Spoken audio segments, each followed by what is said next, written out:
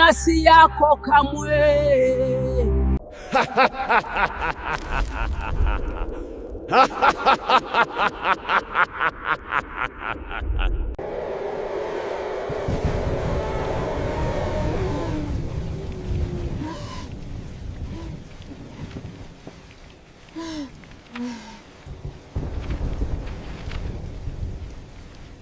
Baada ya kuonekana kwa msichana huyo mrembo aliye na mtoto wake, mambo hayakuwa tena ya kawaida katika jiji hilo. Usiku ulianza kuwa mrefu kuliko kawaida, na watu wakaanza kusema kuna kitu kinatawala giza. Yule mtoto wa ajabu hakuendelea kukua kama binadamu. Alikuwa anakuwa kwa nguvu na hofu. Sasa alikuwa na umbo la kijana mdogo, lakini kivuli chake kilikuwa kikubwa kama mtu mzima, na macho yake yalikuwa yanang'aa hata gizani. Hakutembea tena kwa kujificha. Alianza kuonekana, na watu waliomuona walibadilika baada tu ya kumuona. Kulikuwa na taarifa nyingi. Watu waliomuona usiku walikuwa wanarudi kimya sana. Hawakuongea sana tena, na walikuwa na tabasamu la ajabu lisiloeleweka. Wengine walianza kusema, anaingia kwenye akili za watu.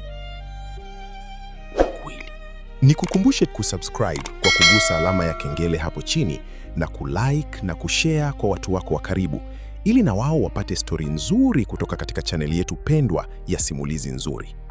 Polepole, watu walianza kufanya mambo wasiyoyajua. Kufungua milango usiku bila sababu, kusimama dirishani kwa saa nyingi wakitazama gizani, na kunong'ona majina ambayo hayajulikani. Yule msichana sasa hakuwa mtu wa kawaida. Alionekana kama kivuli cha mwanamke. Mwili wake ulikuwa pale, lakini uwepo wake haukuwa wa kawaida. Sauti yake ilikuwa tulivu lakini ya kutisha. Alikuwa anatembea nyuma ya mtoto wake kama mtumishi. Siku moja alisikika akisema, huyu si mwanangu tena, ni milki ya giza.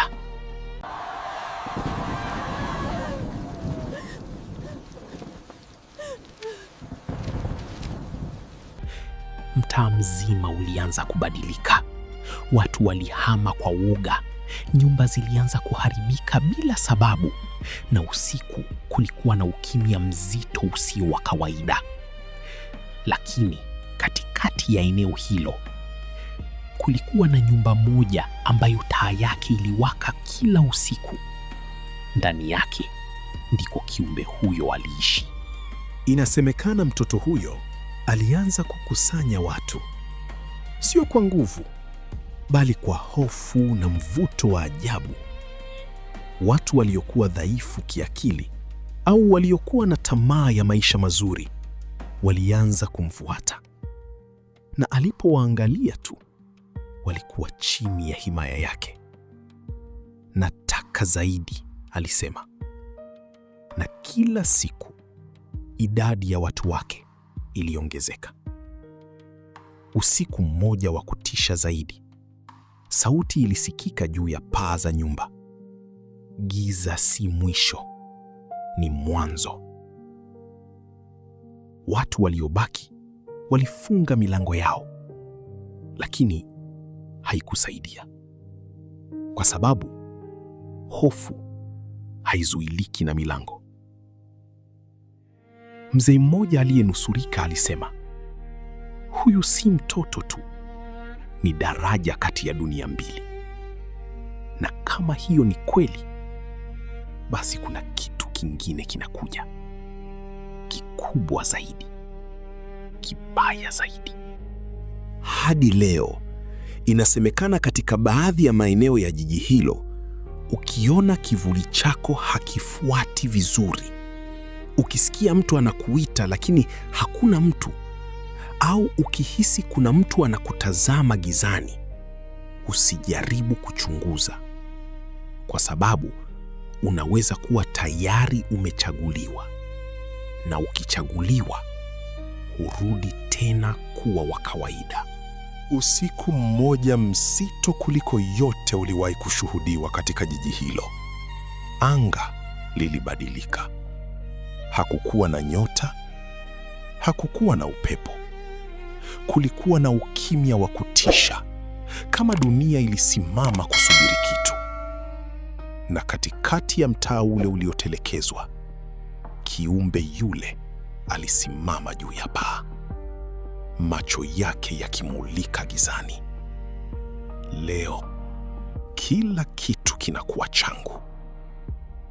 Lakini wakati giza likijiamini, kulitokea mtu. Mwanamke mzee aliyejulikana kama Bibi Nyota. Watu wachache walimjua kama mganga wa zamani, lakini walimpuuzia. Hakujulikana kuwa alikuwa akisubiri siku hii. Alitembea polepole kuelekea kwenye nyumba ya kiumbe. Hakukuwa na hofu usoni mwake. Alisimama, akasema kwa sauti tulivu, hii dunia si yako kamwe.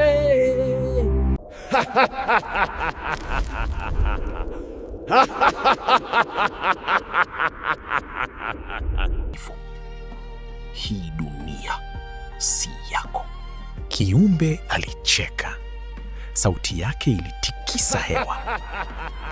Wewe ni nani kunizuia? Bibi Nyota hakujibu. Alitoa mfuko mdogo. Ndani yake kulikuwa na vitu vya ajabu: udongo, pete ya zamani na kitu kilichong'aa kama mwanga mdogo. Alipovirusha chini, ardhi ilianza kutikisika. Giza lilianza kupungua kidogo. Ghafla, msichana mrembo yule alionekana akiwa amesimama nyuma ya kiumbe. Lakini safari hii alionekana kama anapambana ndani yake.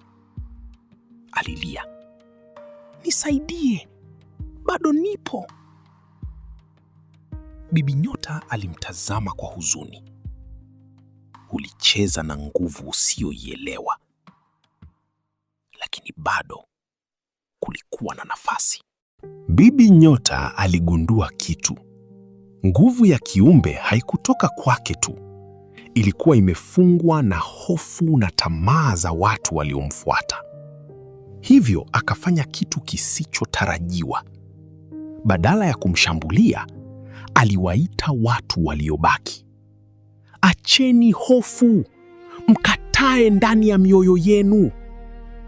Mwanzoni waliogopa, lakini mmoja akasimama, kisha mwingine. Pole pole walianza kupinga. Kiumbe alianza kubadilika. Nguvu yake ilianza kupungua. Macho yake yakaanza kufifia. Akapiga kelele, hapana, mnaninyang'anya!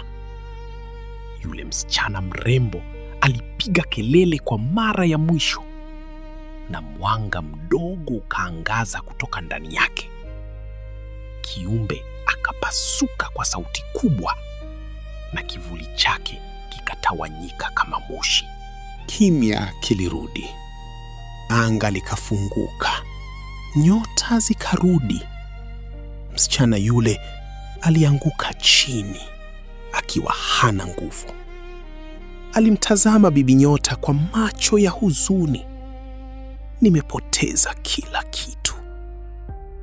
Bibi Nyota akasema kwa upole, lakini bado umeokoka.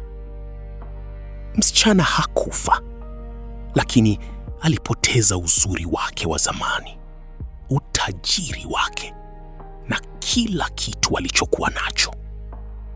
Alibaki kuwa mtu wa kawaida, akiishi maisha ya kujifunza kutokana na makosa yake. Nyumba ile ilibomolewa.